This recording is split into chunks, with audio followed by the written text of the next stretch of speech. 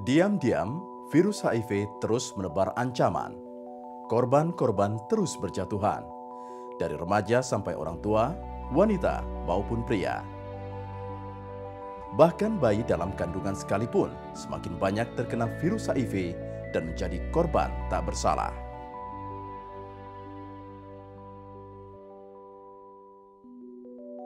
Virus HIV tak pernah pandang bulu. Apapun status sosial, ekonomi, dan pendidikan Anda, sekali lengah, virus HIV siap mencengkram. Dan tak seorang pun kebal terhadap virus ganas ini. Tahun demi tahun, kasus penularan HIV cenderung terus meningkat. Terhitung dari tahun 2001 sampai 30 Juni 2011, jumlah kasus AIDS yang dilaporkan mencapai 26.483 kasus, berasal dari 33 provinsi Indonesia. Penyebaran virus HIV saat ini bahkan telah menembus ke seluruh 33 provinsi Indonesia. Sekarang, tidak ada satu provinsi pun yang luput dari penularan virus sangat berbahaya ini. Wilayah yang paling tinggi kasus penularan HIV-nya saat ini adalah DKI Jakarta, Papua, Jawa Barat, Jawa Timur, Bali, Jawa Tengah, Kalimantan Barat, Sulawesi Selatan, DIY, Sulawesi Utara, dan Sumatera Utara. Dari sisi usia, kasus penularan HIV tertinggi terjadi pada kelompok umur 20 sampai 29 tahun, mencapai 46,4%. Kelompok umur 30 sampai 39 tahun menempati posisi kedua sebesar 31,5%. Disusul kelompok umur 40 sampai 49 tahun di posisi ketiga sebanyak 9,8% kasus. Untuk kasus AIDS, kelompok umur dengan kasus AIDS tertinggi adalah kelompok umur 20 sampai 29 tahun dan 30 sampai 39 tahun dengan usia terendah 20 dan 29 tahun. Jika masa inkubasi, yaitu sejak terinfeksi sampai masuk ke kondisi AIDS, lamanya 5 tahun, maka diperkirakan usia terendah saat terinfeksi sekitar 15 sampai 24 tahun. Artinya, HIV sangat berpotensi menjadi ancaman besar bagi hidup dan masa depan anak-anak kita, generasi penerus bangsa. Sebuah kondisi yang sangat memprihatinkan dan patut jadi perhatian kita semua.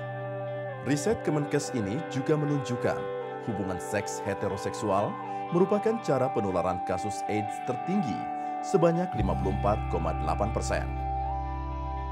Penyalahgunaan jarum suntik di kalangan pengguna nafsa suntik merupakan cara penularan tertinggi kedua sebanyak 36,2%. Sedangkan penularan melalui hubungan seks sesama lelaki mencapai 2,9% kasus dan melalui perinatal 2,8% kasus. Melalui data ini juga terlihat kasus AIDS saat ini mulai bergeser ke kelompok umur lebih muda dengan dua cara utama penularan HIV. Pertama, melalui cairan kelamin lewat hubungan seks. Kedua, melalui darah lewat jarum suntik di kalangan pengguna narkoba suntik atau panasun.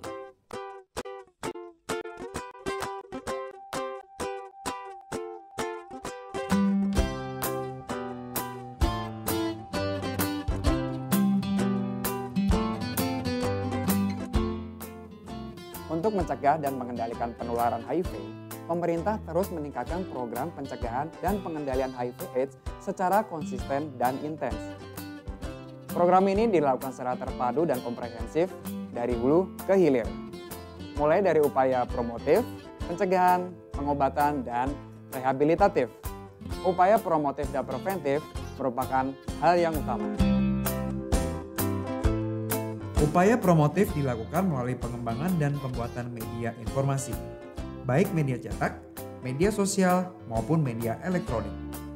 Media informasi dibuat sesuai dengan sasarannya, yang meliputi masyarakat umum, remaja, dewasa, keluarga, dan kelompok beresiko. Penyebaran informasi ini terus dilakukan secara intensif, melalui media, televisi, dan radio sebagai media utama, didukung media cetak dan media lainnya.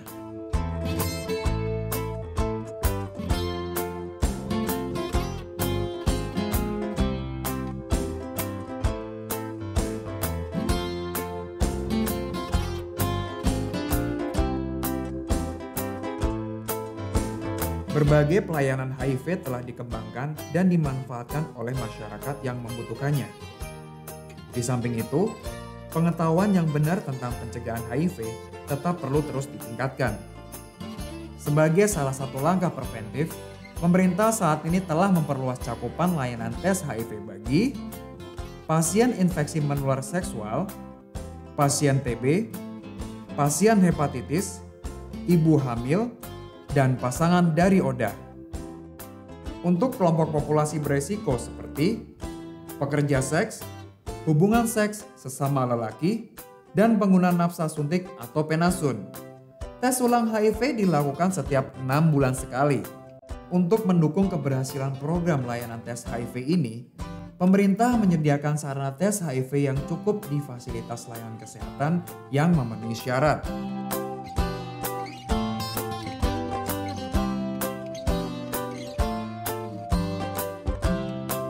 Makin cepat status HIV seseorang diketahui, makin cepat pertolongan dapat diberikan, termasuk pemberian obat ARV. Ketahuilah status HIV Anda, periksakan diri ke layanan terdekat. Obat ARV dapat menekan perkembangan virus HIV. Pemerintah menyediakan obat ARV gratis di fasilitas layanan kesehatan yang ditunjuk.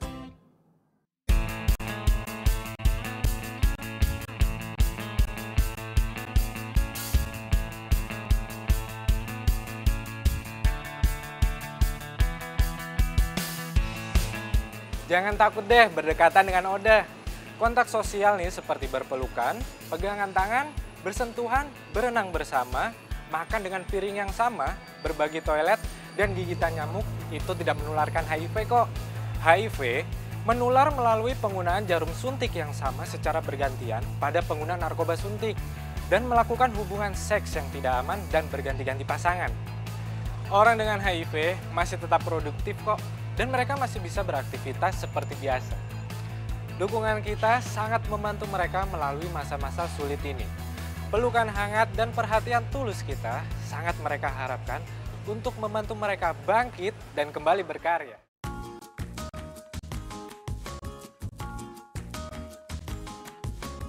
Kesadaran masyarakat tentang HIV dan resikonya adalah salah satu faktor pendukung yang sangat menentukan keberhasilan program pencegahan dan pengendalian penularan HIV.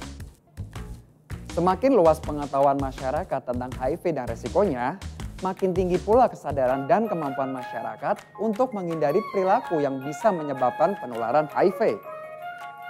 Mengacu pada indikator MDGs nomor 6 sebagai tolak ukur keberhasilan program pencegahan dan pengendalian HIV di Indonesia, ada 4 hal yang masih harus ditingkatkan. Pertama, prevalensi HIV.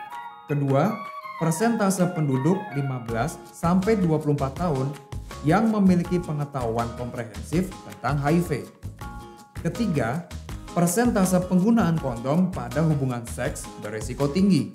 Keempat, persentase ODA yang mendapatkan ARV. Indikator kedua dan ketiga masih memerlukan upaya lebih keras lagi untuk dapat mencapai target MDGs. Hasil survei cepat tahun 2012 di 5 kabupaten atau kota di 6 provinsi menunjukkan persentase penduduk usia 15-24 tahun yang memiliki pengetahuan komprehensif tentang HIV hanya sebesar 21,5%. Masih jauh di bawah target tahun 2012 sebesar 85%. Sedangkan persentase penggunaan kondom pada hubungan seks berisiko tinggi baru mencapai 37,6%. Sementara target 2012 adalah 45%.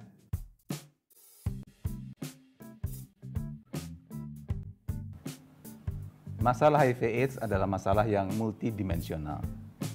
Aspeknya bukan hanya aspek kesehatan semata-mata, tapi juga ada aspek perilaku di sana, aspek pengetahuan, aspek agama, aspek pendidikan, aspek sosial, dan aspek ekonomi.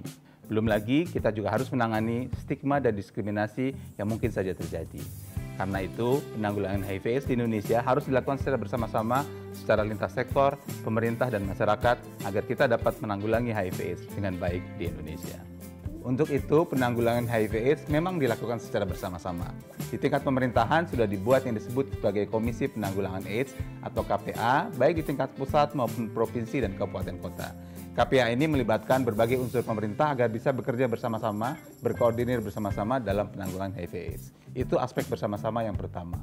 Selain itu, Kementerian Kesehatan juga melakukan kerjasama dengan kementerian-kementerian lain untuk melakukan implementasi langsung di lapangan. Sementara itu yang ketiga, kerjasama juga dilakukan dengan tokoh-tokoh agama, tokoh-tokoh masyarakat, tokoh-tokoh pendidikan, karena tokoh-tokoh ini punya peran besar untuk menyadarkan masyarakat atau memberi pengetahuan kepada masyarakat tentang HIV/AIDS ini. Kerjasama yang berikut adalah kerjasama nyata antara kami Kementerian Kesehatan atau Dinas Kesehatan dengan lembaga swadaya masyarakat atau organisasi masyarakat langsung di lapangan. Dengan kerja bersama ini, semua sektor dan juga masyarakat yang luas, marilah kita bersama-sama melakukan upaya pengendalian HIV/AIDS di Indonesia, utamanya kegiatan-kegiatan pencegahan, agar tidak lagi terjadi infeksi baru HIV/AIDS di Indonesia.